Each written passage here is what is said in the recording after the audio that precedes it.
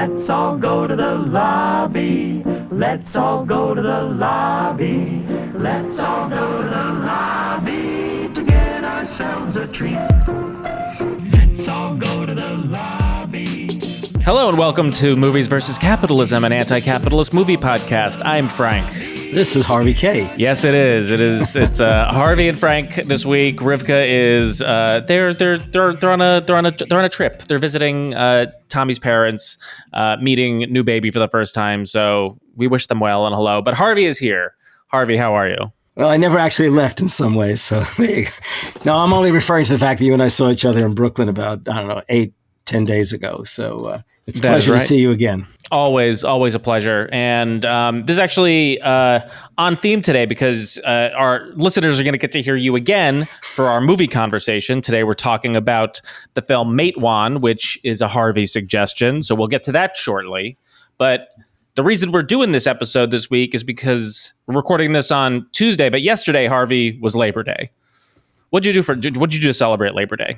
Well, I had every intention of going to one of the labor rallies, but we got tied up and we didn't make it. But I will say, my friend Jon Shelton, who will be with us during the actual podcast, during the conversation about Matewan, returning favorite, yes, Jon Shelton. He did speak at the Green Bay event, and I remember I said to him in a text today, I said, I would have done everything in my power to get there if I'd known you were speaking. We got tied up with some stuff.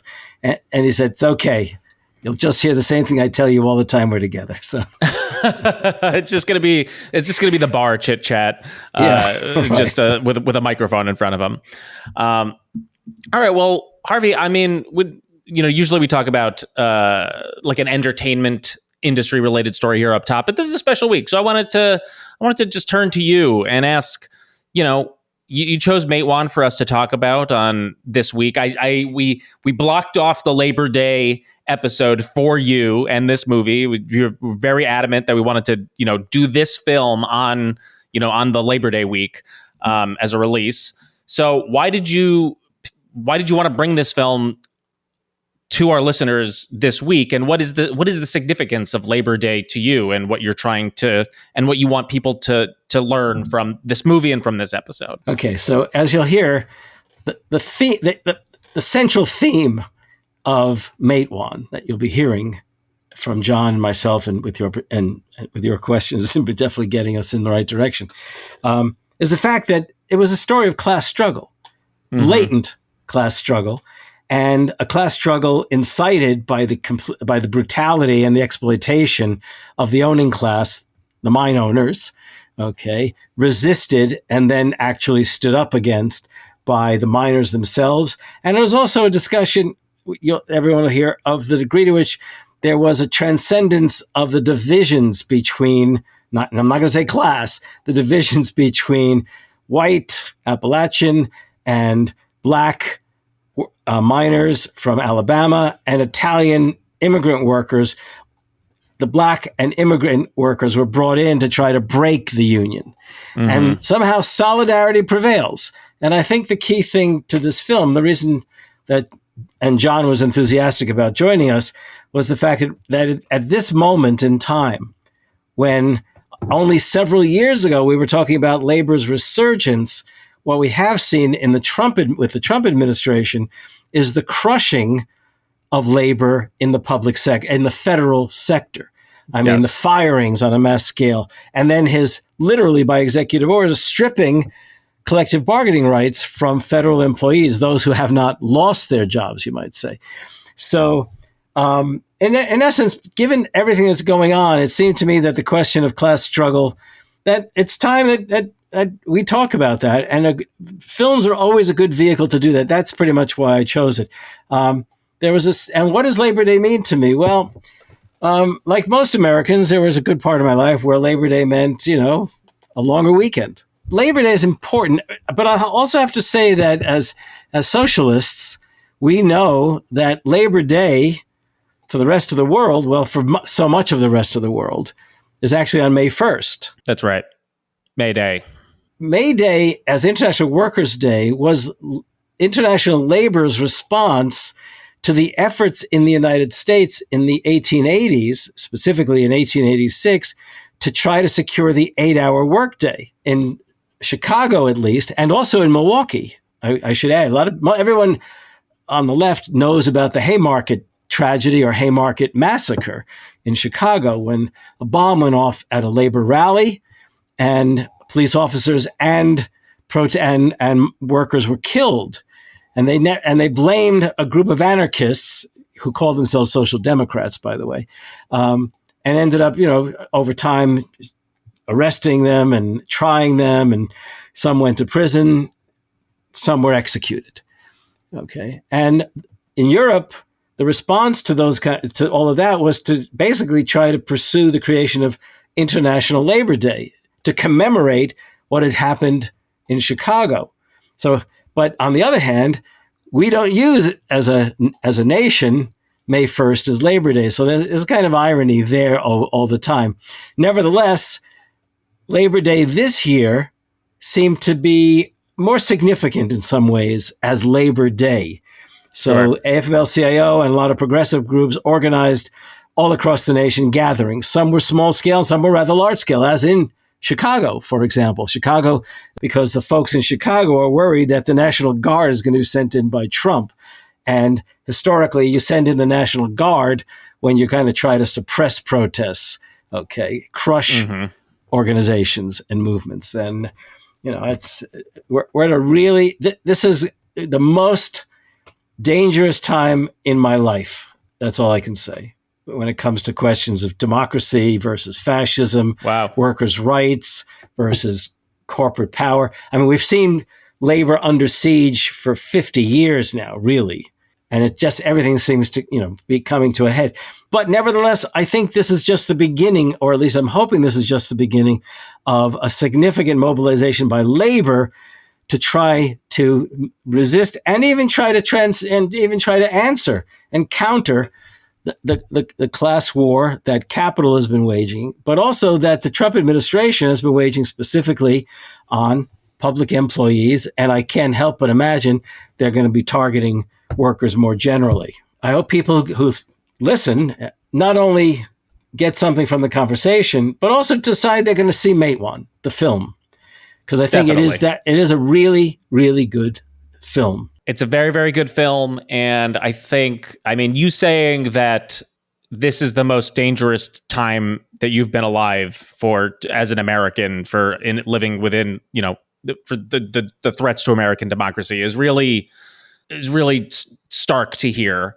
And I think this movie does a really good job, as we'll talk about, of setting the stakes for, how high the stakes can become in these class struggles, in these labor struggles, and the danger and the violence that can come with it as well. Yeah, I also want to point out that back in the late 60s into the early 70s, conservatives and corporate bosses, and for lack of a better term, those who became neoliberal Democrats, those folks came to believed at the time between, say, 67 and 73, 45, that they were living in the most dangerous time for them.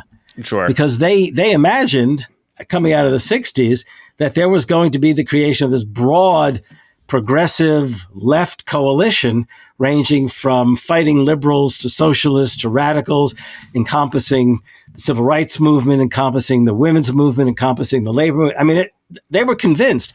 And there was a really interesting book by a guy named Leonard Silk, who of all things was he was the New York Times business and economics columnist and reporter. I mean, he was a major figure, not at all the kind of guy you'd expect to be, sort of revealing, the deep, dark anxieties of capitalists. But he wrote a book whose title I'm forgetting at the moment, but he had interviewed very prominent leaders whose names don't always appear in his work because he doesn't, I'm sure they said, don't quote me, but they were saying that capitalism and democracy just weren't getting along, and capitalism was going to have to assert itself. They were arguing that democracy was a threat to capitalism at the time. Sure. And as a consequence, when we look back to 50 plus years ago, what we saw was an incredible mobilization, again, by business, banking, conservative, and neoliberal Democrats to try to rein in what they feared was going to happen, and unfortunately didn't happen. Even though the respective struggles continued, they never coalesced into the kind of movement that would have created what most Americans actually wanted. The polls all showed Americans wanted a social, democratic United States. And if we had gotten it together more effectively, we wouldn't be in the position we're in now. Yeah, I do blame you, Harvey. So thank you for taking responsibility for that. I'm kidding. I understand that, but I will tell you, I was more involved in questions of Latin American studies, etc., than I was specifically in American politics at the time. And I think, I often say to myself that maybe I failed at the time. Maybe I should have done more. We all should. No. Yeah, we can always think those things, go down those paths, and I mean it's completely unhelpful. Unless there's like a concrete lesson to learn. Well, I was living, it's funny, just for the record, I was living in England during 71, 72. Strangely enough, I had always been sort of left Democrat. But what really led me to be a socialist was my time in England. Yeah. I was there in 71, 72, working on my master's degree in London. And I met Lorna, who you know, and we met. And when I asked her out, we were going to go to see Polanski's Macbeth. Okay. So we got there I've left out a key thing, which I'll mention in a moment. We got there for an 8 o'clock showing. So it was like 7:30, 7:45. We're online to go in. And what I should now have pointed out is that particular winter, the coal miners in Britain went on strike. That's right. Mm-hmm. I've heard of this strike. So it was about 8 o'clock, 10 to 8. The manager of the theater comes out and says to everyone, "I'm very sorry, but we're going to have a blackout in this part of London tonight." The government had decided the only way to respond to the coal miners in the short, at least immediately, was they had already stockpiled coal, but they were going to have planned blackouts in the major cities. And the blackout for London was probably going to be like 9 o'clock to midnight or 9 to 11, whatever. I said to Lorna, "Gee, I'm sorry, what are we going to do?" And we agreed we'd get tickets for the next night. So, hopefully we're going to see each other more than once. And then she said, "I know a really nice pub a couple of blocks away. Why don't we go down there?" And we got to this pub, which was an old Victorian pub. It's just gorgeous. It was dark wood paneling. It was just a beautiful place. It's still there. And at 9 o'clock, everyone forgot except the barkeep. At 9 o'clock, the lights went out. So they lit candles throughout this pub. It was like being back in the 19th century. I mean, if I was going to create a first date for someone who I might eventually, it was just fabulous. So I once wrote a piece and I said, I owe my marriage to the coal miners. Okay. and I do, but on the more serious basis, it was those moments where I came to realize what labor unions and solidarity could possibly, produce. So, of course, eventually Margaret Thatcher became prime minister and she just smashed the coal mining industry, shut down the mines.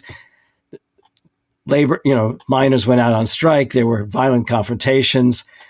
Sometimes while I was in England in later years, and they lost. The coal miners lost, period.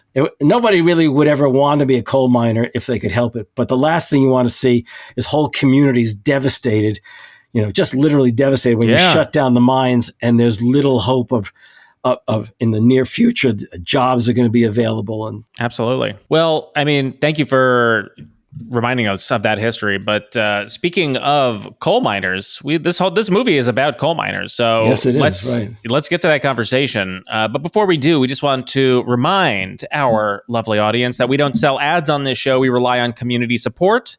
So if you want to do that, you can subscribe to our Patreon for just $5 a month. You get the new episodes. You get all of the old bonus episodes. And you can find that link in the episode description in your podcast player or at mvcpod.com. I just want to tell everyone that I am not only a friend and a subscriber of Movies versus Capitalism. In fact, not just a friend. I think of us as really good friends. But it's also the case that I am a Patreon. Is that how they say it? I am a Patreon, or I'm a patron, I guess. I am a patron of the Patreon, I think. Yeah, and I would urge other people who enjoy what we do here, what I do here occasionally and what you guys do all the time on a weekly or semi or every other weekly basis, you should join through Patreon. They deserve the support. Thank you, Harvey. Also, a reminder that we donate our ad space. So if you're part of a leftist or progressive organization, you'd like to run an ad on this show, you can email us at moviesvscapitalism@gmail.com. We're going to take a quick break, but we're right back with me, with Harvey, and plus Jon Shelton to talk about Matewan. What's up, everyone? I've got a fantastic mutual aid organization I want to tell you about. Mutual Aid Distribution Richmond, Virginia. MADRVA is a collective which bloomed during the height of the COVID-19 pandemic, distributing food, PPE, hygiene products, and other necessities straight to the homes of community members. The collective has since grown and evolved. They're now offering mini grants and political education to their community and partner with other leftist and grassroots organizations across the city to create an intricate web of care for Richmond City. MADRVA's newest project is the Meadowbridge Community Market, a free COVID-conscious grocery store combating food apartheid in Richmond's North Side. Through the store, MADRVA helps to feed roughly 200 families every Saturday. To help them purchase the building that they run the market out of, you can visit givebutter.com/buymcm. That's givebutter.com/buymcm. You can also follow them and check out their past work on Instagram at MAD_RVA. Today, I am so pleased to be joined by two returning favorites to Movies versus Capitalism, but they have never appeared together. So today we have Harvey Kaye. Harvey, you know him, you love him. He is the Professor Emeritus of Democracy and Justice at the University of Wisconsin-Green Bay and a member of the American Federation of Teachers. He's an award-winning author and editor of 18 books, including The British Marxist Historians, Thomas Paine and the Promise of America, and Take Hold of Our History, Make America Radical Again. Harvey has worked with figures ranging from Norman Lear to progressive politicians like Nina Turner. And also, we have Jon Shelton, who you might remember from our Back to the Future and Saturday Night Fever episodes. Jon is professor and chair of democracy and justice studies at the University of Wisconsin-Green Bay. He is the author of The Education Myth, How Human Capital Trumped Social Democracy, and now serves as the president of higher education for the American Federation of Teachers, Wisconsin. Harvey, Jon, welcome both of you back to the podcast. So two things, Frank. First of all, I'm president of the entire American Federation of Teachers, Wisconsin. So not just the higher ed folks, we got K-12, we got tech colleges, we got other state employees. Wow. Secondly, with Harvey and I here for the say, I did it right, Harvey and I. Harvey and I here for the damn it, Harvey and me here for the same episode. No, it's Harvey and I are here for the same episode. But you said with Harvey and me. With Harvey and I. No, you said with. The with made it a prepositional thing. Oh my God, I'm in a room with two teachers. Jesus Christ. Harvey, I get this shit from him all the time. Harvey and I are in the same episode, and now you know that we are actually not the same person because we are both here. Was that I didn't know that was a conspiracy theory amongst the MVC audience. You just have to look out in some dark Reddit stuff, like it's out there.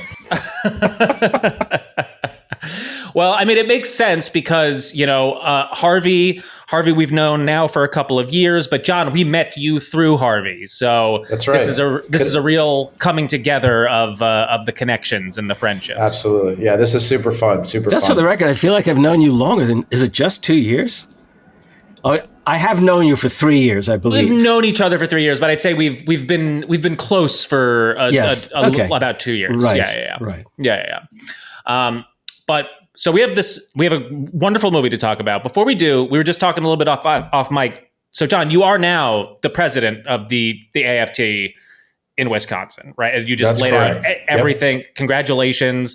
I remember Harvey telling me about that election when it happened. Was very, very excited. So for anyone who doesn't know what that entails, what you do as the president of the AFT, what is your role and what are you working on right now? Yeah, so our state federation, we have about 40 locals across the state, and we have locals that are in higher ed, that are in the Wisconsin Tech College system, the K-12 system, state employees. So actually the state public defenders are affiliated with us. Oh, wow.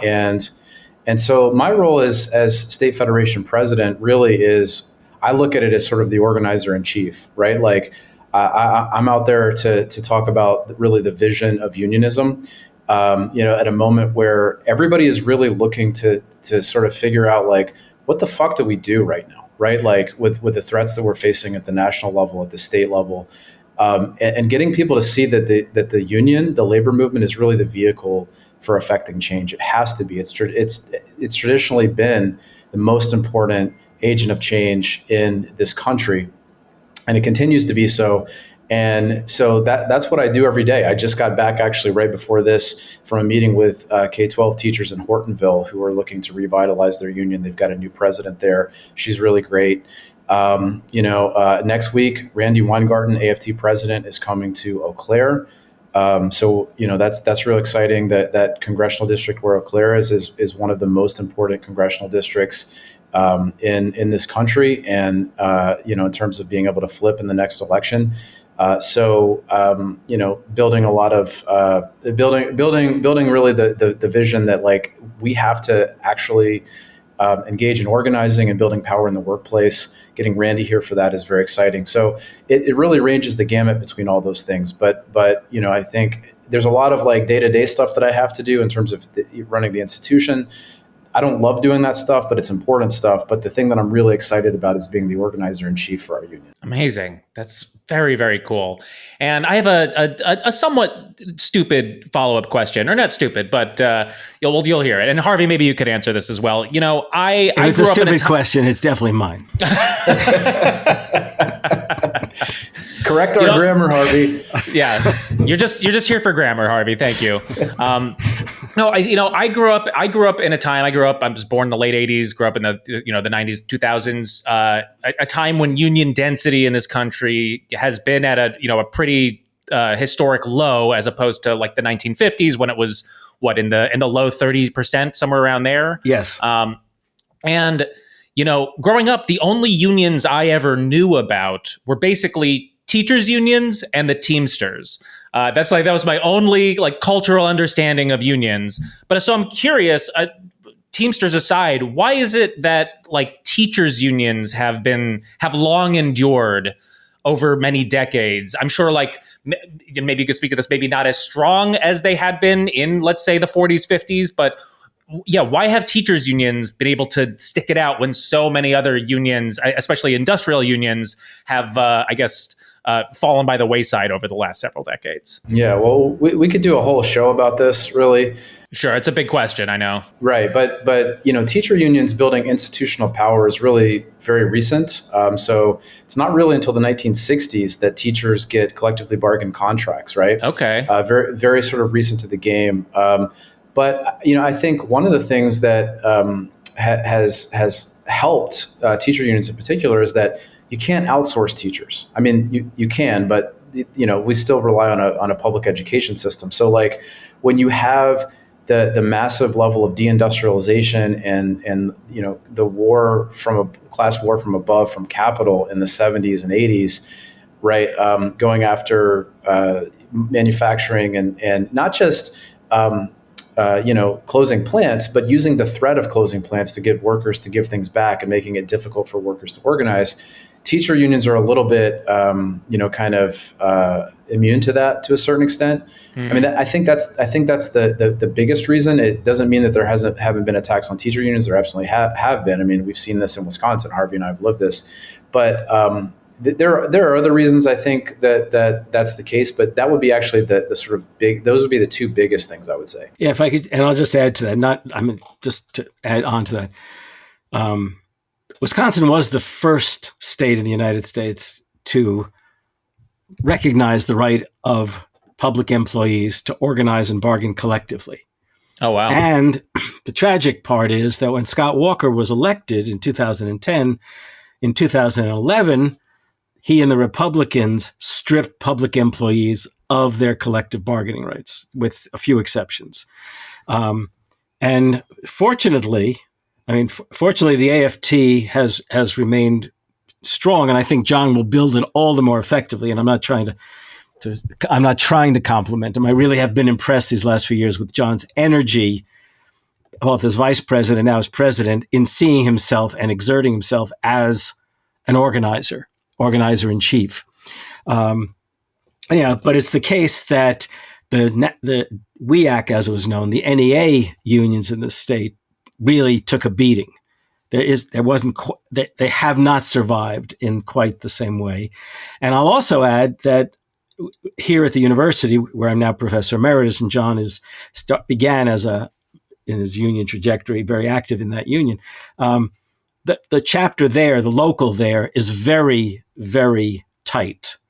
And it may well be that way around the state. And John has been active in trying to sustain that and build upon it. So it is the case that public employee unionism was shot, but not necessarily beaten down. Okay, that's important. And I could keep going, but I will stop there. No, that's a lot of very helpful context. Thank you so much. Love getting to pick your guys' brains, so thank you. And I mean, we're going to be talking a lot more union talk today because this is maybe one of the most union movies I have ever seen. This is a film, Harvey, that Harvey has been wanting for us to cover on this podcast since I think we started talking about movies to cover. So let's dive right into it. Today we are discussing the 1987 film Matewan, or as they say in the movie, Matewan. This movie is written and directed by... Or as they would say in New Jersey, Matewan, but we won't go there. Yeah, that is true. There is a Matewan in New Jersey, and that is how I thought it was pronounced when you first told me about this movie. This film was written and directed by John Sayles, stars Chris Cooper, Mary McDonnell, David Strathairn, Will Oldham, James Earl Jones, and Kevin Tighe. The budget was $4 million and only grossed about $1.6 million, so did not do too well at the box office. Very unfortunate. But it got a lot of really strong reviews. Oh, I'm sure it did. Really strong reviews. And a brief synopsis. We will be spoiling this movie, and if you have never seen it, I would recommend going to watch it. I believe that there is a version to watch on YouTube. Harvey just told me that the Internet Archive has a version to watch for free, so it's out there. You can watch it for free. You can stream it. So go check it out because we will be spoiling it. But a brief synopsis. A labor union organizer comes to an embattled mining community in 1920 West Virginia, brutally and violently dominated and harassed by the mining company. So... real quickly, guys, the historical context for when this film was released. August 28th, 1987. The other film we have covered from this year is RoboCop, which they share a little bit of DNA, I would say. What's going on in 1987? In March, Ronald Reagan addresses the American people on the Iran-Contra scandal, acknowledging that his negotiations with Iran had deteriorated into an arms for hostages deal. In April, the Fox network makes its primetime debut. In May, U.S. Senator Gary Hart drops out of the running for the 1988 Democratic presidential nomination amid allegations of an extramarital affair. In June, during a visit to Berlin, U.S. President Ronald Reagan challenges Soviet General Secretary Mikhail Gorbachev to tear down the Berlin Wall. In July, Ronald Reagan nominates former Solicitor General Robert Bork to the Supreme Court. The nomination is later rejected by the Senate, the first and only Supreme Court nominee rejection to date. Is that still correct? Is still the only ever nominee to be rejected? Well, of course, there's the Garland case where they never even were willing to entertain it. Sure. That's right. Asterisk Merrick Garland. And October 19th is Black Monday, the worst stock market crash since the Great Wall Street crash of 1929. So that's what's going on in 1987, right at the tail end of the Reagan era, the Reagan Revolution. So Harvey, lead us off. Why are we talking about this movie about West Virginia coal miners trying to start a union on this anti-capitalist podcast? Yeah. Now, let's start off by acknowledging the kind of thing you directed us towards. I think this is one of the finest tellings of what we would call labor, better than that, class struggle in film. Okay? And I think the reason is for twofold. One, I have long wanted us to do a John Sayles film. I was a fan of Sayles through the 80s into the 90s, and I haven't seen his more recent stuff. It's a little more difficult to get a hold of it, but he is a really phenomenal independent filmmaker who really does challenge the powers that be and even just powerful ideas. And this one in particular, when I saw it, I guess around the time it came out, or at least within the few years after when I could get a hold of it, I was really blown away. And the other thing was that I thought this would be a great film for my students to see. Okay, because it is based, we should tell people, this is based on basically the beginnings of the coal wars in West Virginia, of mine wars, coal wars of West Virginia in the early 1920s. And this in particular, is known as the Matewan Massacre. It begins there. I think the acting is great. There's one case where John and I agree the acting was pretty poor. One figure in the film was not doing a good job. But besides that, really fine, really fine acting. He operated, as you said, on a relatively low budget. I think it was actually 3.6 for what it's worth. Okay. But of course only pulled in 1.6. So I had originally heard 4 and 2, but you're probably right. But it's also the case that the IMDb numbers. But you probably know it took 7 years from the time he first envisioned making the film, 7 years to even raise that money, because because it was a labor history film, a class struggle film. How many people want to do that? I'll also, we did Newsies, and Grapes of Wrath here on Movies versus Capitalism, both of which I think are sort of in a fashion in the tradition of this kind of film of labor and working people's struggles. But having said that, I really wanted us to do this film in particular. Hopefully one day we can get to City of Hope, but that's another story. And John and I, in fact, both admired this film from, whenever we've mentioned it. And it was your idea, which I thought was really, really nice to say, because I think I said we should do it as a Labor Day thing sometime. And you said, oh, you and John should come on together. And here we are. So, John, you had also said before we started that this was not your first time seeing this movie, but you rewatched it recently. What's your relationship with this movie and this story? Did you know much about the Cold Wars prior to seeing this film? Yeah, well, so I'm trained as a labor historian, so that's my academic path. So I don't know when I heard about Matewan. When it came out, I was 8 years old. So obviously, I wasn't watching it then. But probably sometime after I started getting into labor history, probably as an undergraduate, early 2000s, something like that, I would have probably seen it. And as Harvey mentioned, this movie is a great teaching tool for students. I've never shown the entire thing, but I've shown clips of it I teach a upper level U.S. labor in the working class course. And so I've shown clips of this for quite some time, very, very instructive. But I haven't actually watched the movie in its entirety in a long time. So it was fun to go back and watch this. Harvey and I actually watched it together. He plied me with whiskey while we were watching it. But it's appropriate for the themes of this film and the setting and the time. Yeah. Yeah. So, I was really just astounded at, just in terms of getting the historical moment right. And again, with that one actor who maybe we'll talk about, who's just weirdly over the top. The movie is incredibly well acted. In terms of dramatized historical events. It's hard to think of something that does this better. It's really good. It's hard to find faults with the actual history in the movie. And there's a few other movies that are kind of up there. Norma Ray is a really good labor movie.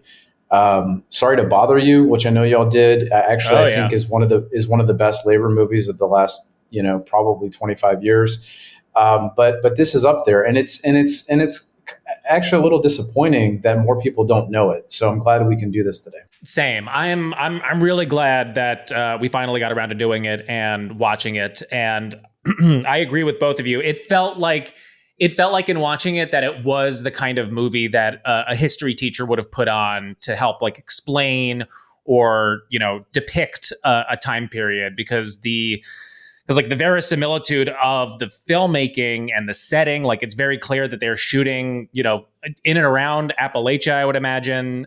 They did it in West Virginia. Fantastic. And you have the period costumes. You have so many background actors that are just those guys with the strong faces and dialects. It just really puts you in a place and a time, and also does such a wonderful job of laying out who all of the characters are, who all of the different factions are that are, a part of this struggle, from the workers to the Baldwins / Pinkerton, whatever kind of Pinkerton agency. Baldwin Felts. Okay, so that basically another version of Pinkertons. Yes. Yeah, and law enforcement and like the town's municipality. So they really position everyone very clearly to then lay out how this story is. And like you're saying, Harvey, like the struggle, like the violent struggle and the war. I mean, people die in this movie. Like a lot of people die, and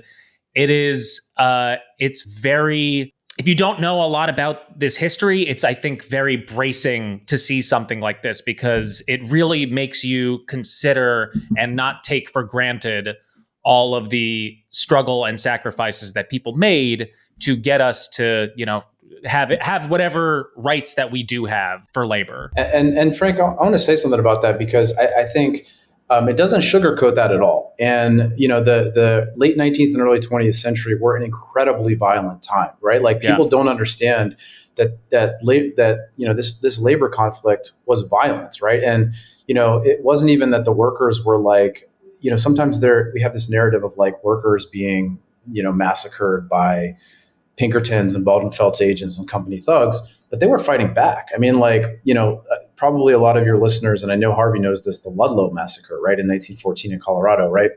The narrative that we often take from that is that company thugs fired on women and children in a coal camp during a strike. That's kind of what people remember.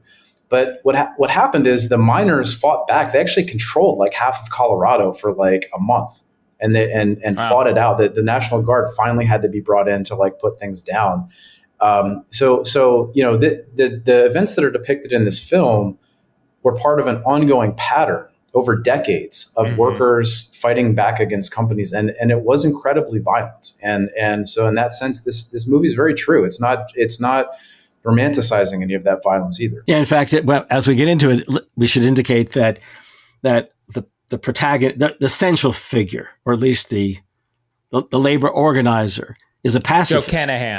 Joe Kanahan, and his pacifism is actually a thread of that movie.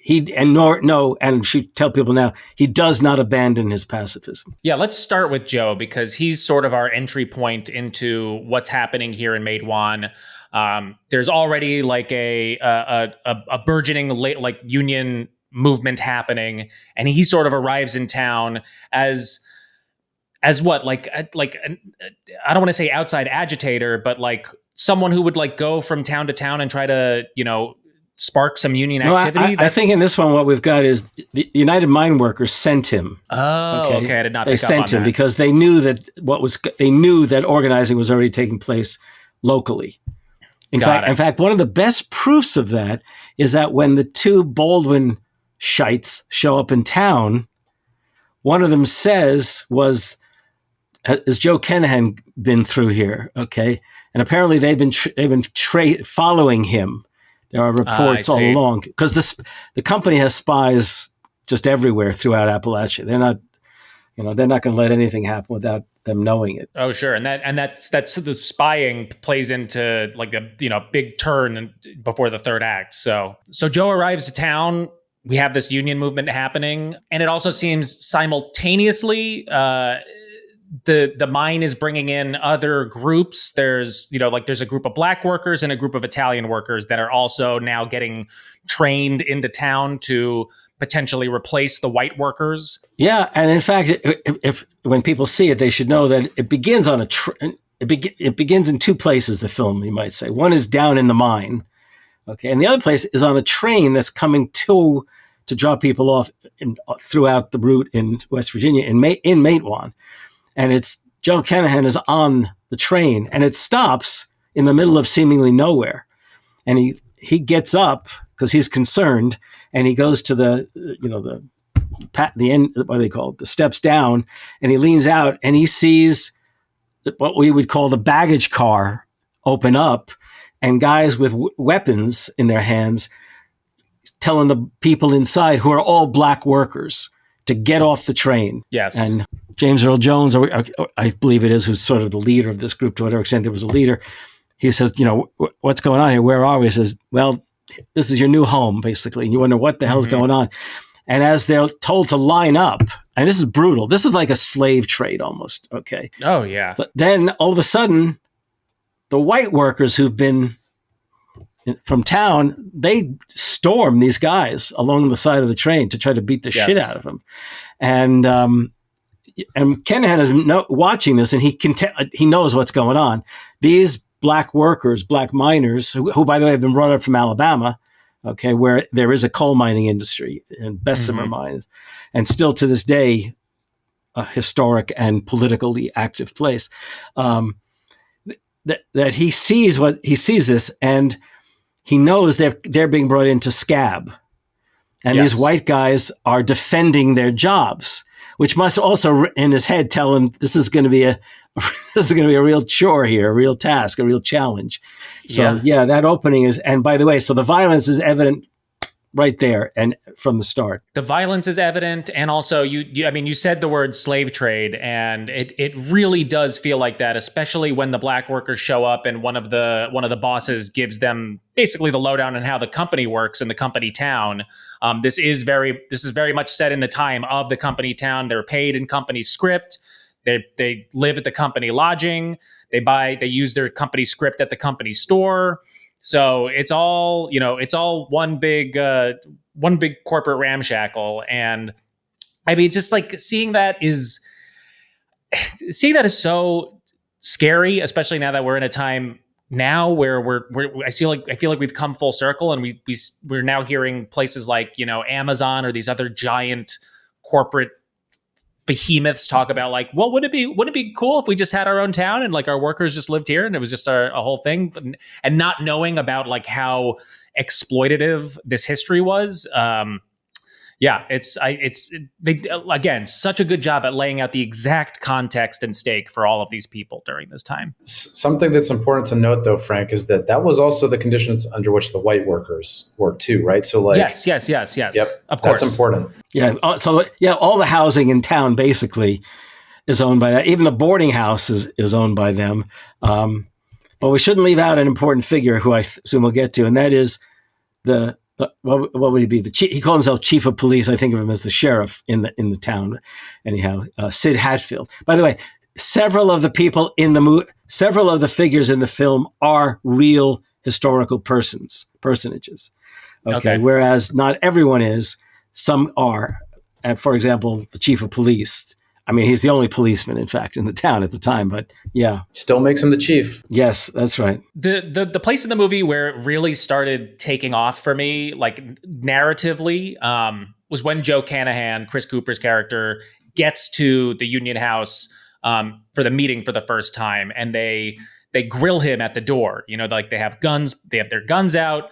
They're grilling him at the door. They're asking him about like his knowledge, his union knowledge, basically to prove that he's not a spy or he's not collaborating with the bosses or something.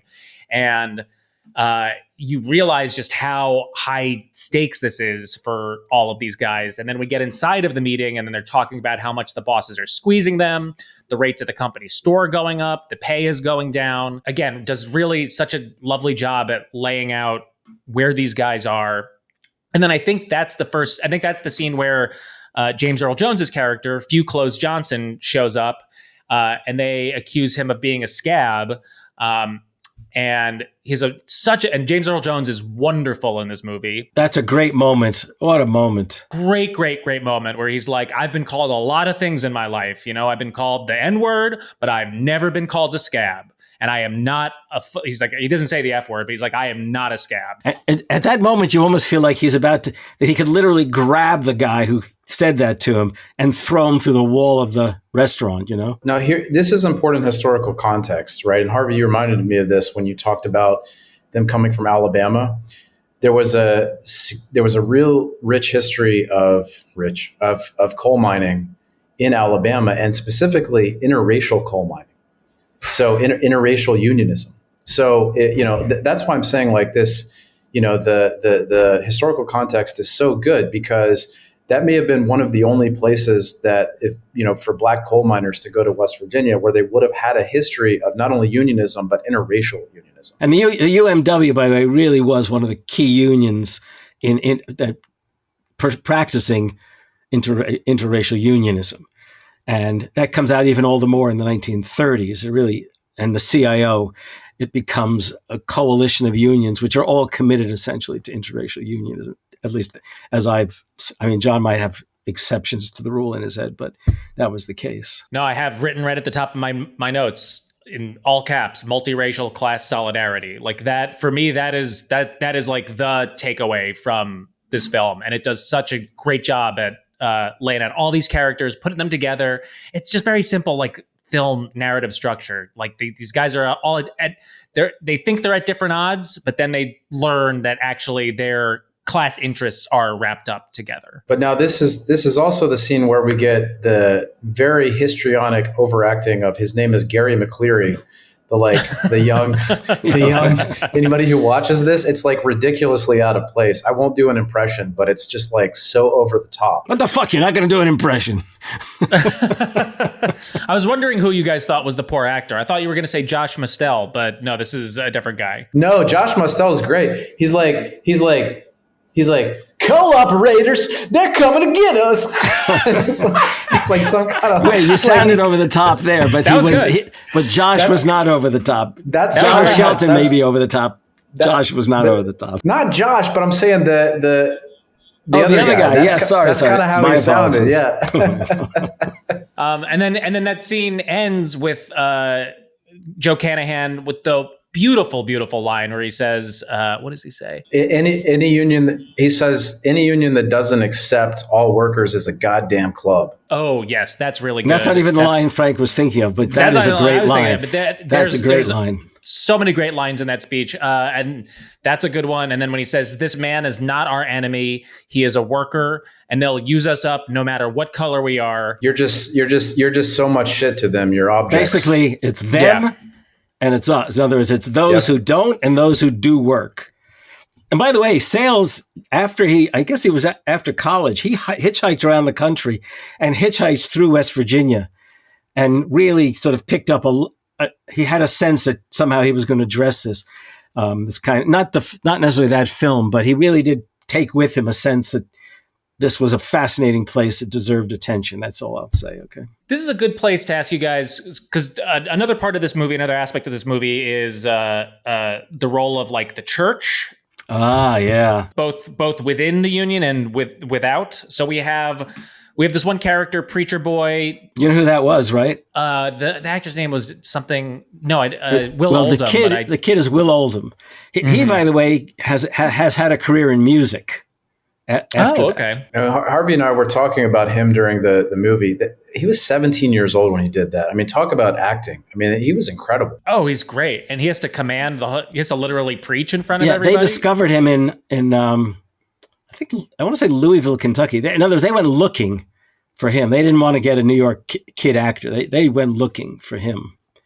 But the other one, I just want to tell people, because there was the Holy Bible preacher, the Holy Roller. What would you call him? They called him a name. There was a name for that. Yes. So that's the other. That was John Sayles, if you didn't know. Oh, okay, very cool. He always tries to give himself a cameo part in his films. Gotcha. And the woman who plays Rosaria, the Italian, the wife of the leader of the Italians, she is John Sayles' lifetime partner, Maggie Renzi, and was the producer of the film. Oh, wow. Very cool. That I didn't know. Yeah. I'm a student of John Sayles, you might say. So this is great. I love getting all these just additional tidbits. But I thought the dichotomy between how they depicted. Okay, one more tidbit, I promise.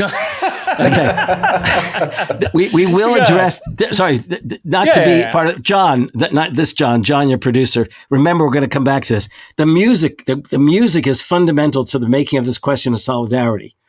Okay, and the guy who played the guitar in the film, is Mason Daring. Daring or Darling? He is the guy who does the sound. Basically, he does the music for all of Sayles' films. Oh, okay, cool.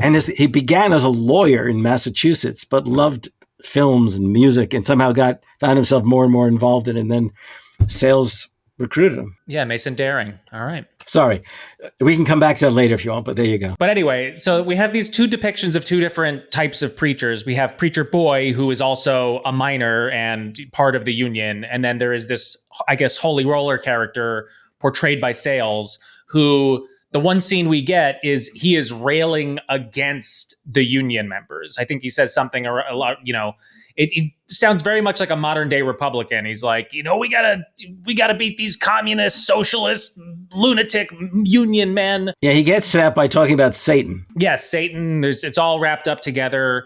Satan is a well-known unionist, right? Yeah, famously.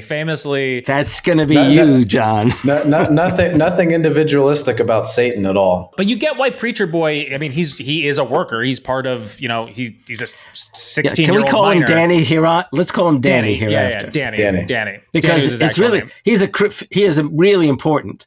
Yes, and especially, and I really hope I get a moment. I'll tell you now, Joe, the UMW organizer, his legacy ends up Danny. Yes. So, but the Holy Roller character is this someone who is employed by, or like paid by the coal company or the Baldwins? Like, why is this Holy Roller preacher railing against the Union in this way? Because it was that kind of division generally in West Virginia life between Unionists and those who saw unions as outsiders, as communists, as socialists, as basically not Christians. Okay, so in essence, I don't think that I don't believe he was on the payroll, but you could be sure that if he had strayed from his normal routine, the company would have known about it. Who owns the church, right? I mean, who donates to the church, right? I mean, like it's. He probably believes it, but he's also probably it's easy to keep him in line, as Harvey is saying. Yeah, when people see this, they're going to see a building which is not a church.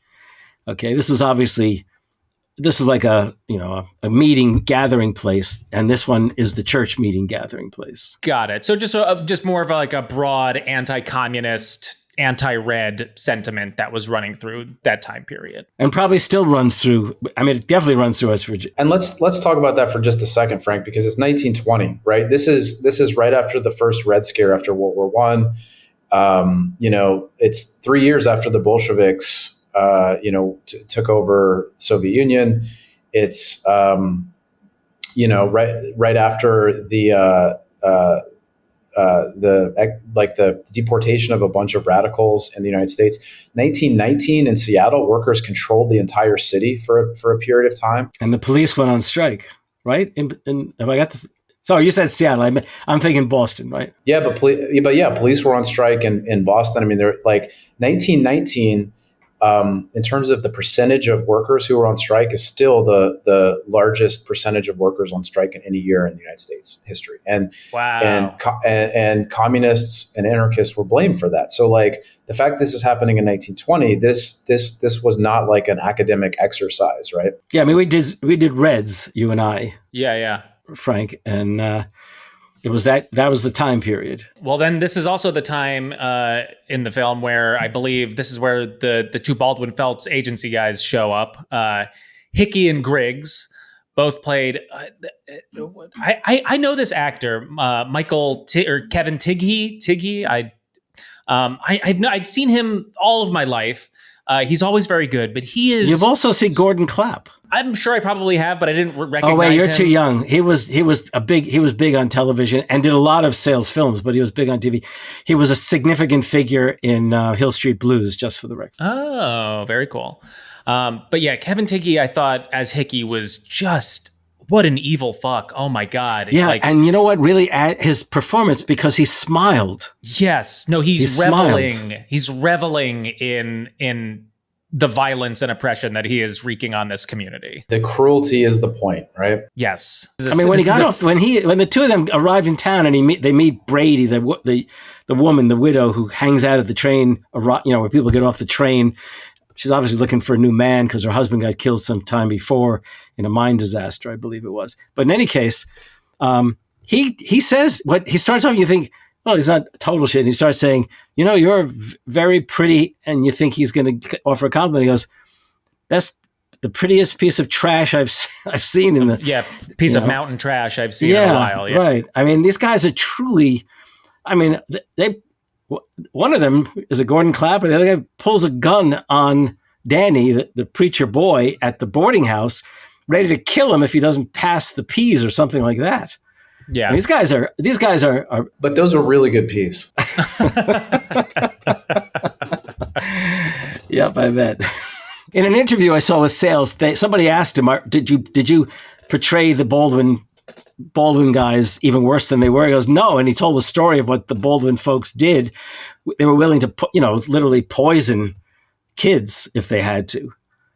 And I mean, it's just they were truly, if the word didn't exist yet, but they're like predecessors to Nazis. Yeah, I was going to say it made me feel like modern day ICE agents. Like someone who's just like looking for a job where they can just absolutely abuse and oppress others, and probably get paid handsomely for it. So yeah, these guys show up to town.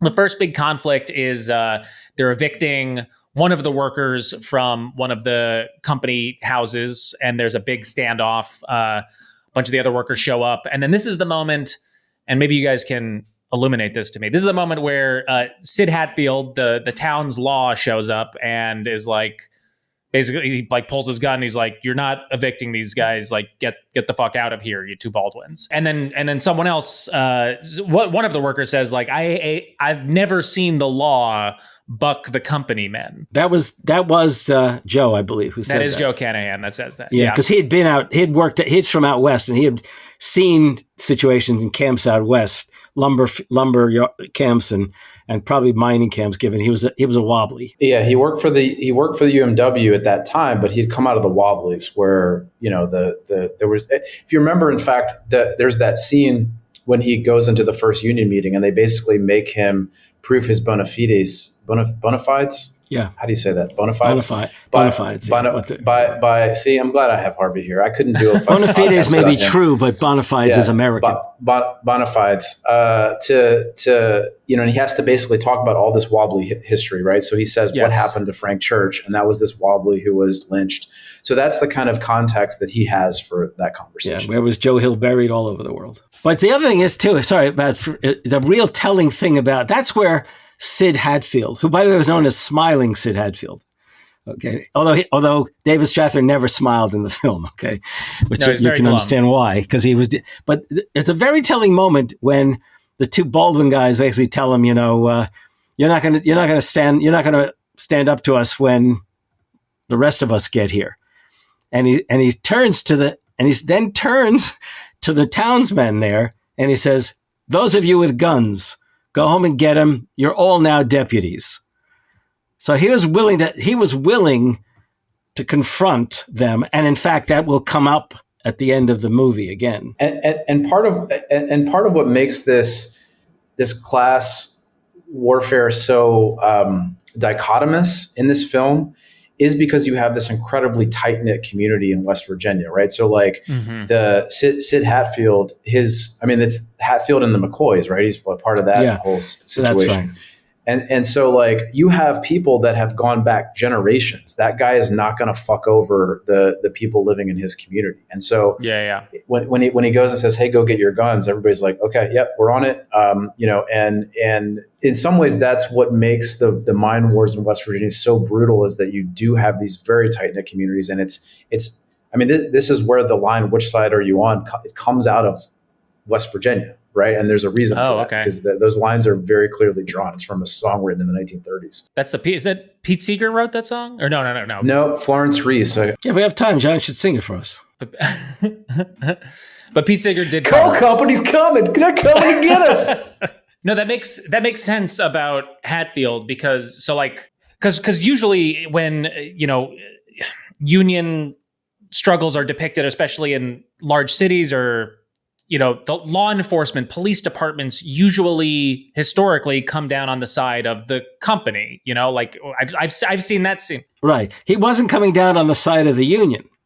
He was coming down on the side of the townspeople. Okay. Okay. So keep in mind when Joe arrives, Hatfield warns him.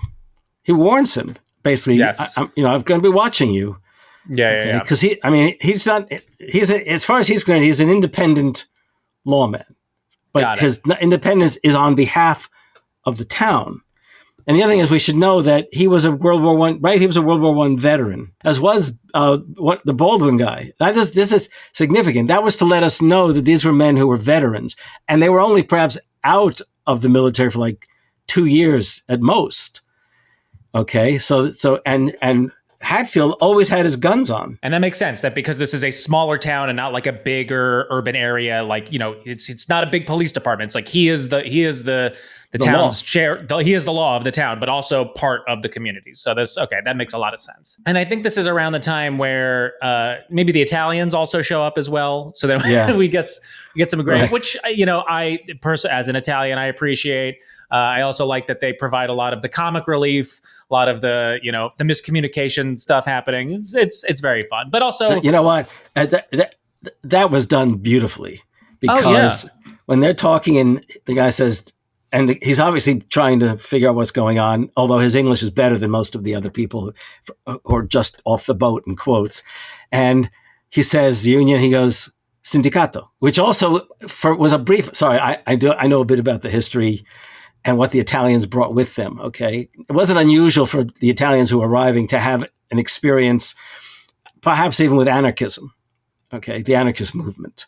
Sure. And syndicates could also refer to anarchists' unions.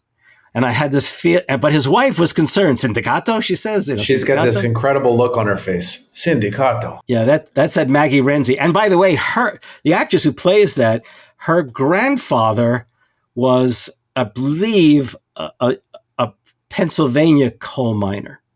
I believe it's something like that. Okay. So it's all, these people were really committed and determined to do this right. No, it's a great little detail. I'm glad you pointed it out, because they both, like, when they arrive and they learn that that this union struggle is happening, there is that moment of recognition on their faces where they're like, we've almost like we've been down this path before.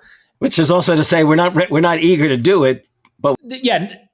Exactly. Yes. Like we understand the sacrifice that's going to be needed, but like, this is gonna be a lot. And then I think this is around the time where all of the workers are.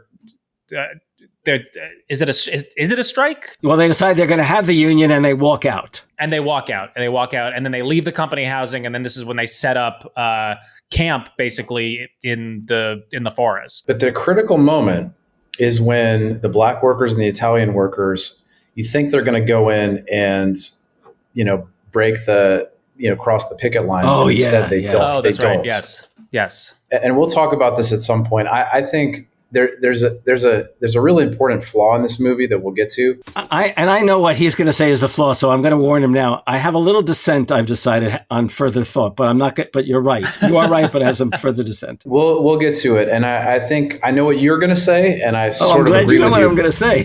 I do, and it involves Danny. But however, to me, this is the moment where we have the best example of actual worker leadership. So, well, let's just get into this. This movie is one of the flaws is that, and it's a common trope in a lot of these labor movies, right? And it happens with with Norma Rae as well, where you have this organizer come in as almost like a Deus ex machina and teach these workers about unionism. And that's fine. That's what organizers do. They teach people about unionism. But one of the problems is when you have the organizer speaking for the workers, right? Now that I run a union and we've got great organizers who work for us, but they all know that doesn't happen, right? The organizer is not there to speak for the workers. The workers they're there to develop leadership, because the workers themselves have to run their union and they have to speak up for themselves and they have to be the voice of their union. And that's the closest moment that we get, with the exception of Danny kind of carrying things forward at the end, which I think is what Harvey's going to say. No, but it's not. Maybe not. It's not, but okay. All right. But that is the I think best example of like organic leadership, when James Earl Jones walks up, he doesn't talk that much, throws down his shovel, and then everybody else follows, right? So now he's a leader in what the workers are doing. And I think there's not enough of that in the movie. And so it lends, that kind of narrative device, it works really well for a movie, but because you have this like romantic figure that comes in and whips these workers into shape. But when that person is doing the speaking for the workers, it's not leaving the work, because what happens when that person leaves, right? It's not leaving them in the position to actually speak for themselves. And I think that is a problem with labor movement. Okay, now I will tell you that this is my dissent on that. By the way, when John brought that up when we were watching the other night, Lauren and I both applauded the recognition. That we thought that was an important insight, and I absolutely agree with him, and I absolutely agree with his praxis for an organizer. No questions. I think, however, if we think about it in the context of this film, Joe, when he went in, wasn't there. He wasn't trying to preach unionism. Okay, he immediately could tell the hostility that these guys had even towards him. I mean, he walked into a hostile environment when he walked into that place. But then, Sure. and I think, I don't know if Sayles, it would be great if we had John Sayles with us right now to find out what made him do that. We will discover, we haven't mentioned yet, that the guy whose, in quotes, place it is that they're meeting. The warden from Shawshank, man, is this guy ever not like an evil fuck? No, he's always the bad guy. He's the spy for the company and a traitor. Okay. But that's not even that's there, but it's a counterpoint, because this guy is always urging violence. Always. Because he knows it's a classic thing. If they're violent, it will license the violence by the Baldwin guys and maybe even state law. Okay. But here's the thing. And you were right. That's when James Earl Jones walks in. And the hostility is all the blatant. And basically, at that moment, all Joe does, he loses himself and says, you call yourselves a union or something like that. So he wasn't going to preach unionism. He's sort of literally he's on the spot. And I think that was an instinctive moment for him. And what he did he wasn't preaching union exactly. He was literally trying to get them to see beyond their noses. No, that I agree with. But the point is, like, there's other points in the movie where he's actually the one sort of speaking for the workers instead of them speaking for themselves, like toward the company and toward the Baldwin Felts people. I'm not arguing with your basic premise. It was just at the moment that he's introduced in terms of his job or his activity, he does so instinctively, and he wasn't going to start preaching unionism. Well, Frank's listeners are just going to have to watch this movie and tell us what they think. Oh, absolutely. Absolutely. I mean, I just attribute that to, film script writing, less characters versus more characters, centralize a lot of the action and the dialogue within one people. I understand from a labor and organizing standpoint how that would maybe confuse or mislead someone watching this movie, but from a filmmaking standpoint, I kind of get it. No question. It's a great film, but the problem is like when you get into this question of how film can actually influence, Sure, power and politics and social organization, that depiction is actually crucial. So if people are going to watch this, they do need to unpack that and understand that, like, you don't win labor battles by having one person with great politics come in and whip everybody into shape. You win it. It's a slow build, and it's hard to depict in a film. I understand that, but you win it by taking a worker from somebody who's like pro-union and elevating them to the point where they can lead. Or taking John is right, but neither was that the way Joe proceeded. He wasn't whipping people into shape. Let's just be clear. Okay, he totally was, but that's all right. I will say it did feel like Joe was kind of like the leading the band on this one. Leading the band. That must be why they tried. They were hostile to him throughout. They were always ready. Always ready. They didn't They almost rally killed behind him. him. They came like 5 seconds away from killing him. Yeah. You bet. and put the gun in the hands of the guy who was the best leader around, James Earl I'm not Jones. going to pick any more arguments with two professors. Okay, I concede to both of you guys, but from here on out for the rest of the movie, I mean, it is it's mostly tragic from this point to the end. There are some small wins that the Union makes, but I thought. I didn't realize that this movie was going to end in, and I'm jumping ahead a little bit, but like I didn't realize this movie was going to end in what is historically known as the Matewan Massacre. I thought we were heading towards some sort of a more rosy horizon. And just to make people feel a little bit better about it, more Baldwin guys were killed than Union guys. Sure. Oh, and it's still extremely compelling. Harvey, are you saying violence works? That violence is necessary? Well, let's put it this way. Our pacifist organizer that John thinks was actually more of a preacher than Preacher Boy. Not what I said. He got killed. He was killed as well. Not what John said. I accept. Sorry. Because this is around where we learn that the warden from Shawshank is a spy for the company, and he is there's like the one brief shootout in the woods where one of the Union guys sees him, but he gets shot and is laid up for a while. So everyone thinks he's dead. Everyone thinks he's dead. He's been taken away by taken off into a holler. Yeah. So we, the audience, know that Shawshank Warden is a spy, but the Union guys do not yet. And then it's just betrayal after betrayal. But this, I mean, I have to imagine that this was pretty commonplace during this time. Probably still is. I mean, there's also a great moment in the film. It's a great moment where the Baldwin guys are just, they're ready to destroy the camp. And all of a sudden, in quotes, hillbillies show up with their weapons that go back to the Civil War, right? That's right. And war between the states. Yeah, the war between the states, right? And they're not on the side of the Unionists. They just hate the company because that land was their land that the company took from them. Okay, and by the way, this is really important because one of the things we haven't really addressed the solidarity thing, and I really think we need to spend time on that because one of the things that Sayles says in a lot of places where I was reading is that the best unifier is the enemy. Mm-hmm.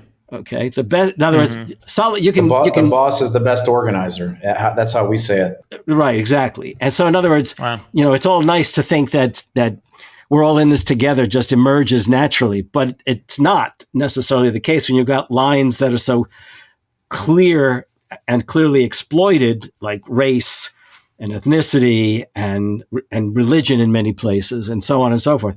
So it's the fact that they are literally, look, the mine workers are all living in the shacks that are owned by the company. Okay, the new arrivals, the in quote black scabs, they are literally going to be living in housing that they have to pay for. Okay, themselves. I don't even know. By the way, once you add it all up, what they had to pay, I don't even know if they walked away with a penny in their pocket. That's where that song, 13 tons. What's the song? You get another day older and deeper in debt. I sold my soul to the company's store. Right. So debt bondage becomes a practice. Yeah. Okay. Peonage almost. And then the Italian workers, they know 16 tons. 16 tons. Thank you. Exactly. 16 tons. Like the opposite of 16 candles. Right. Basically. But the point is, so the basic solidarity it's enabled or empowered by the enemy, who is, the boss, as John made clear. And then the way they work that developing solidarity, in some ways, it happens even before it happens by way of the music, where the musicians themselves, maybe they're the smartest in the bunch, they start trying to tune their tune to what they hear others doing. Yeah. Right? Like the guitar and what was the other instrument? And the fiddle player. All of a sudden they're hearing the mandolin. That would have been the Italian mandolin, right? Mandolin. Yeah. Mandolin. Okay. And the harmonica of the black worker. Mm-hmm. And that was like the sign that the solidarity could be deeper than merely we all hate the same people. So That's great. and then there are other telling things. So when the Italian woman and the old white woman whose son ends up getting killed, tortured and killed, okay, they start out antagonists, and little by little they become like mother and daughter almost. Yeah, that's great. That's great stuff, Harvey. I did that. I'm really glad you brought that up, because all the stuff at the camp is really, really important in showing how that multiracial, cross-cultural solidarity looks like in practice. And there's so much joy to it, and there's so much humor in it.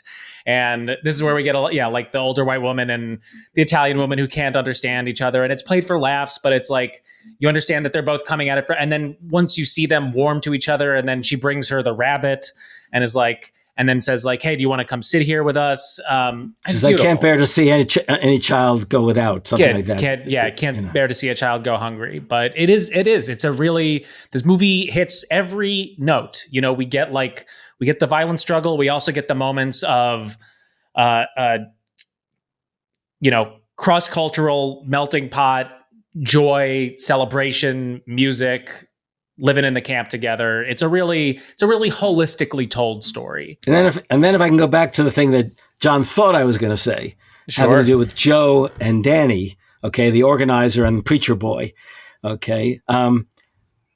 Joe has a hard time selling pacifism to these people, okay.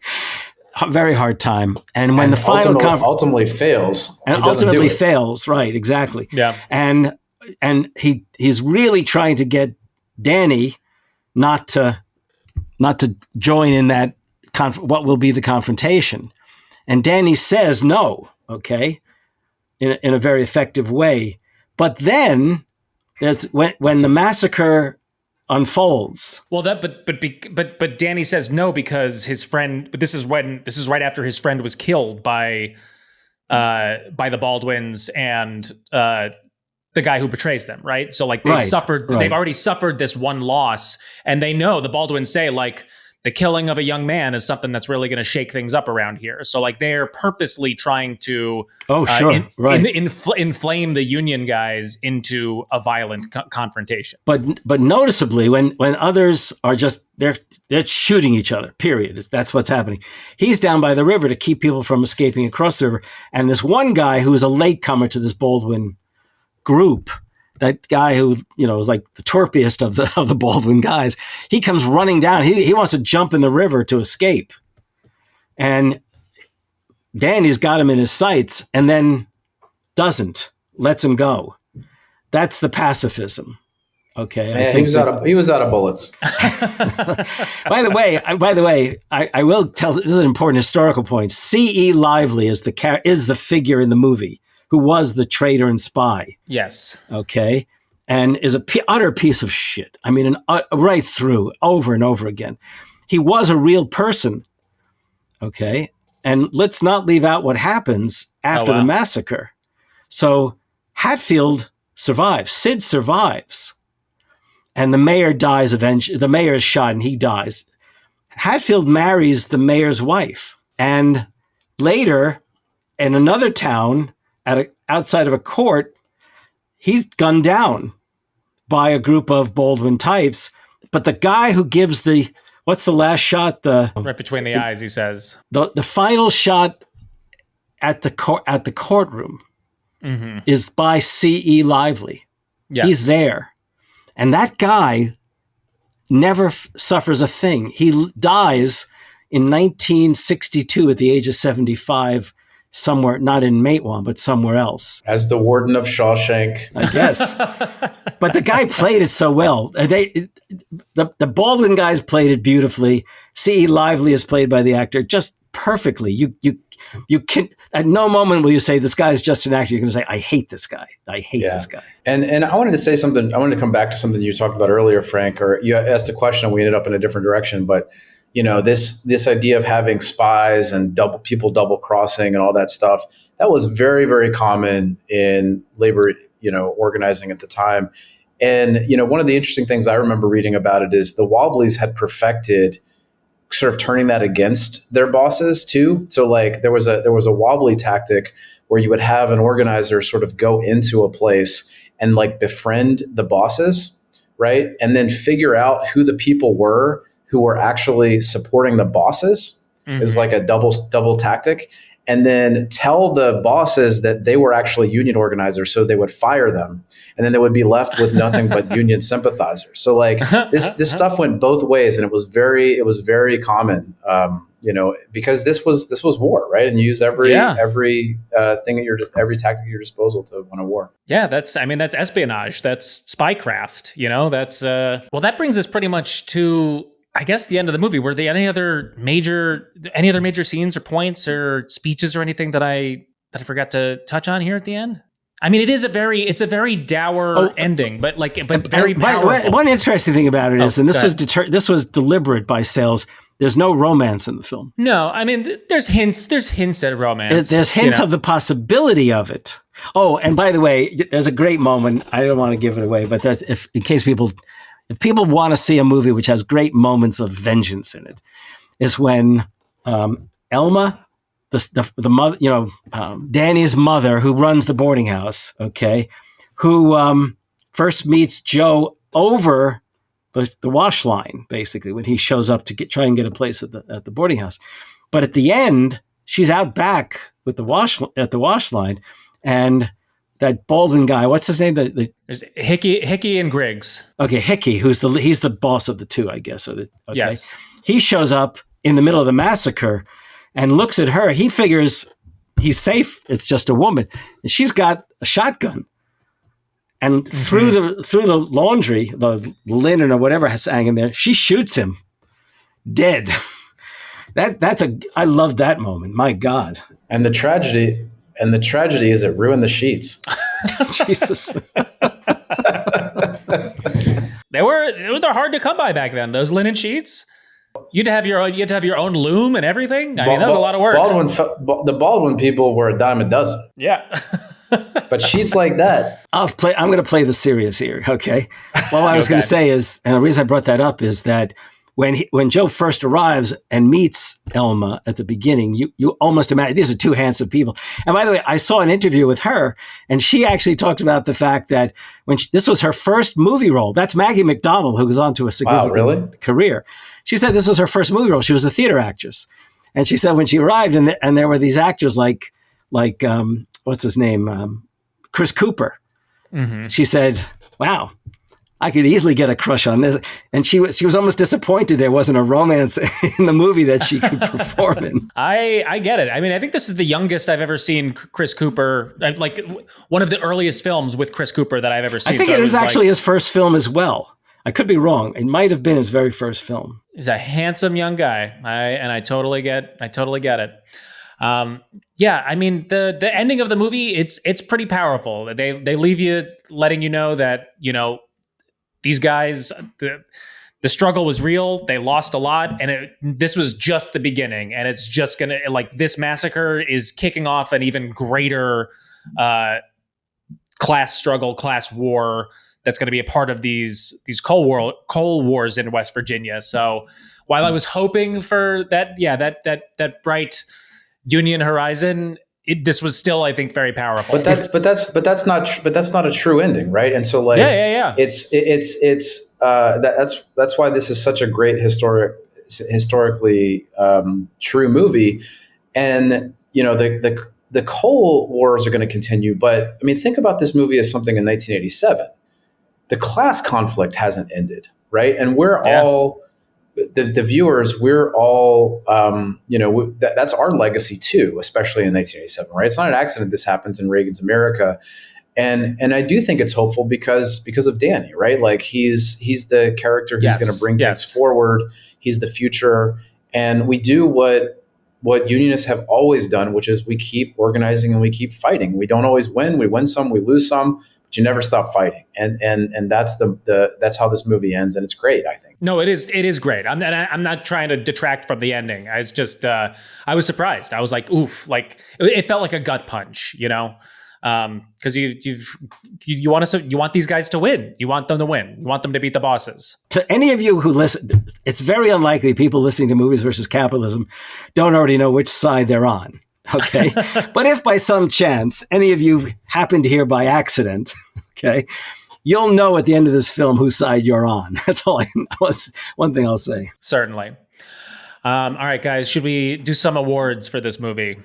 You guys know them. We got 3. I'm excited to hear you two debate these out. I feel like I'm going to be a spectator. And I'm just going to get to listen to you guys fight it out first, on this tell us. No, you go first. There's only one correct answer for each of these, though. By the way, so sure, yeah, no, I know. That's why it's about to get heated in here. Our first award is that's what Jon tells his workers when he's trying to organize them. But we won't. You just haven't said yes yet. It just so happens that I'm in the retiree council of the union, so I don't have to worry about any of that. Yeah. Just say how you feel, but just know that there is only one correct answer.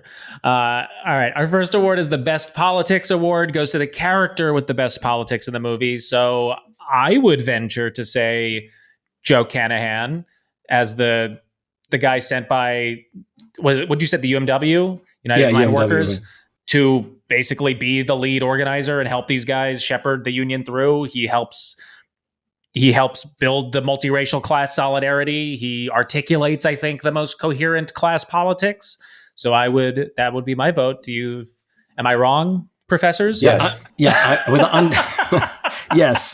So far you got an A. How's that? Okay.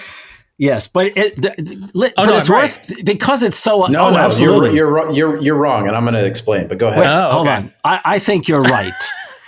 Okay, and I'll grade Jon. Okay, because what I was going to say, I think you're so right that we should also choose a second person with great politics. But let's go to Jon, who doesn't agree with us. So, Joe Canahan, great politics, right? He's an idealist, but he's also able to use those ideals in this fight. He doesn't have the best politics though, because again, he's not one of the workers, right? Few clothes. He has the best politics in this movie. Ooh, right? Yeah. He could have dug into the ethnic and racial violence and said, fuck you guys, we're here to have jobs and we don't care about this. Instead, in the face of racism, intense racism, he joins with the workers, the other workers, the white workers and the Italian workers, because he understands the necessity of interracial solidarity, whether he likes them or not. And he speaks up for those workers, right? That moment, the most important in the movie is when he throws down that shovel. That is the most important part of the movie. And so I think it's few clothes. Yeah, I would grant that in many ways. But I would also point out that there was a moment in which he could have been the fuck up in the whole movie. Yeah. Because he was on the verge. They literally, when they were persuaded by the traitor that Joe was really a traitor and in fact had raped this woman. Okay. He didn't dissent on that. And he ended up becoming the guy who he was going to execute him. He was going to execute him. That also makes his politics good though, right? Because no, it also meant that he was too readily convinced. The moment where he doesn't actually kill him and the relief that's in his face, he's doing something because he believes in the principle of solidarity so much that the group has decided that this is something that has to happen for the good of the union, and he's willing to do it. Yeah, I agree with you, but you know what? Yep. I agree with you, but I won't. I'll grant you. How about the two best politics? I still won't buy into the idea. Canahan is remarkable, okay, and I don't even buy the fact that Jon has represented him as this imposing unionist, as opposed to it's not that he's imposing. It's not that he's imposing. It's actually harder to elevate other people to leadership than it is to just say the things. Frank, I want you to know you are witnessing something that very few people get to witness. Jon and I really going at it, okay? Because what we generally do, if we go out for a beer, or whatever else, it's we already know what we're going to say, and we generally agree back and forth. But this was good. This is a very interesting moment. I'm not backing down on this one. You guys can have your say, and I want to hear what your viewers think. But I think it's few clothes, and I think Canahan's I think the viewers will agree with you. And that's one of the reasons I'm being obstinate. This is great. I think we could do a 1A, 1B situation for Joe and View Clothes. I think that's the most judicious answer. And anyhow, democratically speaking, you and I voted yes. Yeah. This is great. No, this is awesome. This feels like being at a DSA meeting. This is fantastic. We all agree, but we did. Well, only if this podcast is going to last 9 hours. Yeah. We agree, but we need to really clarify. Remember, the places Quakerism was not in the movie. The 9-hour meeting. Okay. All right. Next award is worst politics. Goes to the character with the worst politics. This is good. There's only one correct answer here too. Okay. I'm going to guess you're going to say, John, C.E. Lively. Yep. Because the Baldwin Felts agents, they're evil fucks. They are what they are. We know that's what they are. But the guy who purports to actually support the workers and then turns against them. He has been a double agent the entire time. He is by far the worst character. And he, as Harvey noted, he doesn't get his comeuppance. So worst politics are that guy. There's at least a level of grudging respect you can have for capitalists and their minions who at least tell you who they are. In John's spirit, I will dissent. But I will do so again in John's spirit. No. I think really that the guy, John, the guy we agree was outrageous in his performance, acting. He was sent in by the right-wing cabal that wanted to ruin John Sayles' movie, and fortunately, he was only really back in the backside of the movie. That guy had to be like the nephew of like some producer or something who was like, the only way we're giving you funding for this is if you put our nephew in this. And there were guys in the film who were recruited locally, and I wonder if it was him, it's only because he was still angry about what happened to his grandfather. So I don't know. Look, sometimes you get on set and, emotions are high. People get nervous. You overperform. I've been there before. I have been on a TV set for a network TV show. I auditioned for it, got the part, got on, did my first take. And the director comes over and he's like, "What the fuck are you doing? This is not what you did in the audition." Jeez, I'm so sorry to hear. I hate the thought of suffering that. It happens. So I'm going to give that guy a little bit of grace. But yeah, C.E. Lively. Maybe he's the character we should want to see the spin-off with. Oh, but yeah, that's a good one. All right, so that brings us to our because I agree with you, John. The Baldwins, they're playing about how evil they are. C.E. Lively is a worker. He's part of the community. He double crosses them. Worst politics. And our last award, better supporting character, goes to the supporting character that this movie should actually be about. Harvey, what were you going to say? Our overacting friend? And it reduces his role in some way because Danny really was. One of the things about the film is that they were like, it was an ensemble, right? But it was also the case that the film was really about the community, not really about Joe, not really about Few Clothes, not really. It wasn't about any one of them. But the guy who, really walked away in the end with the possible next film, if there was ever going to be would have been the kid playing Danny and his character, I think. Okay. I will think, what's the actress's name who ran the boarding house? Mary McDonnell. Yeah. I do think her story is, I think Danny's story, I agree with you on this one, but I think her story would be interesting too. Like what happens? Does she stay there? Does she, I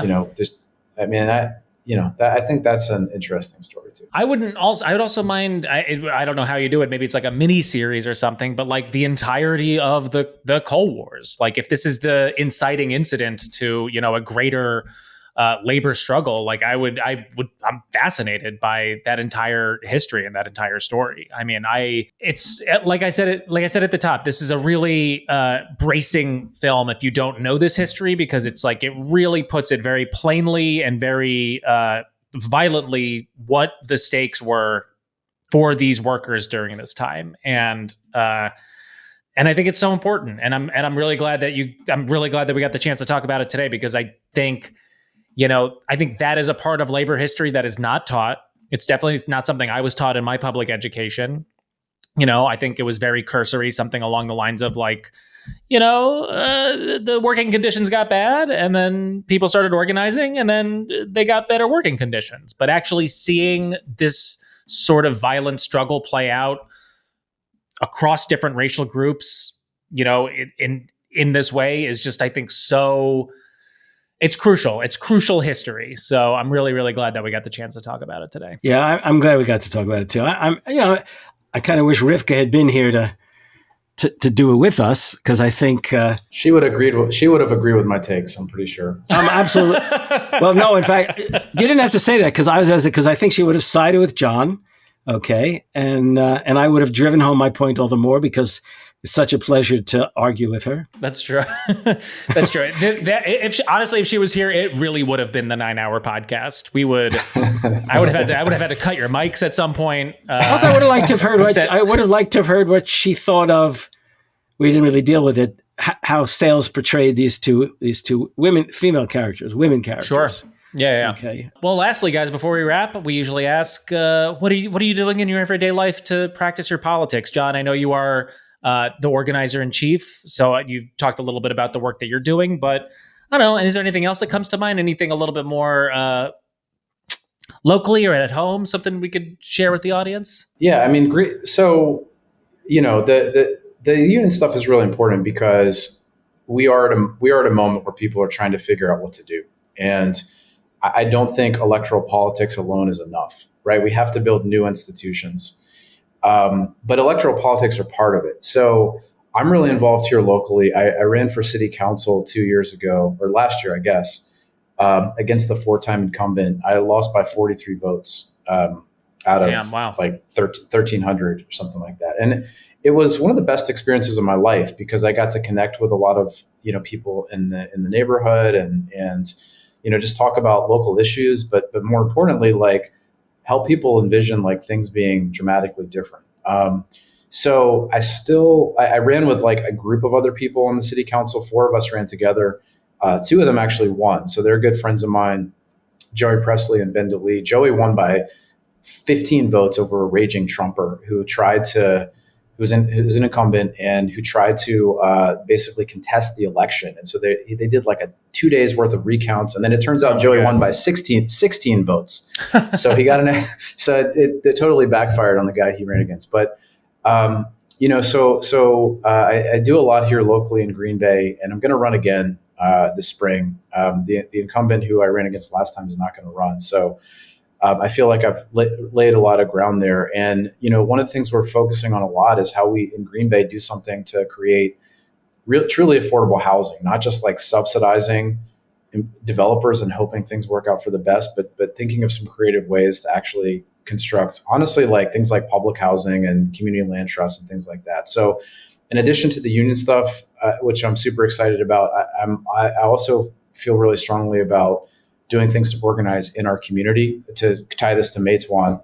And I love Green Bay. I mean, it's the best place I've ever lived. And sorry for anybody in Mississippi who's listening to this, but where I grew up, but like, it's the best place I've ever lived. This is home. And I'm going to fight every day to like make it better. And we've got such an incredible community here with people like Harvey, and I'm happy to be a part of that. That's really beautiful, John. Thanks. Harvey, any final thoughts? Yeah, if I try not to stretch this out too much, but so as you announced at the beginning, I've advised political candidates, especially on political candidates like Nina Turner, Marianne Williamson candidates, and there were others who were interested in the Economic Bill of Rights that FDR first proposed, and the 21st Century Economic Bill of Rights that Alan and I have been campaigning around, so to speak, at least in terms of podcasts and stuff like that.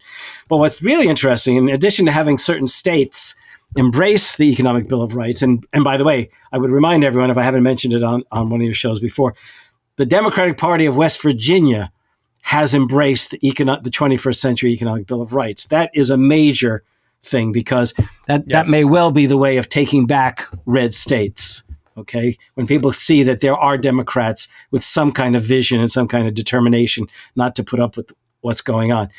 But the other thing is that since we've last spoken on a show, although I know you know of it, a publisher invited Alan and me to turn our articles and our constant talking about it into a book, The Case for an Economic Bill of Rights. That's right. And I don't want to say the publisher or say it's a done deal, because it's not yet a done deal. I'm very optimistic about it, but it's not yet a done deal.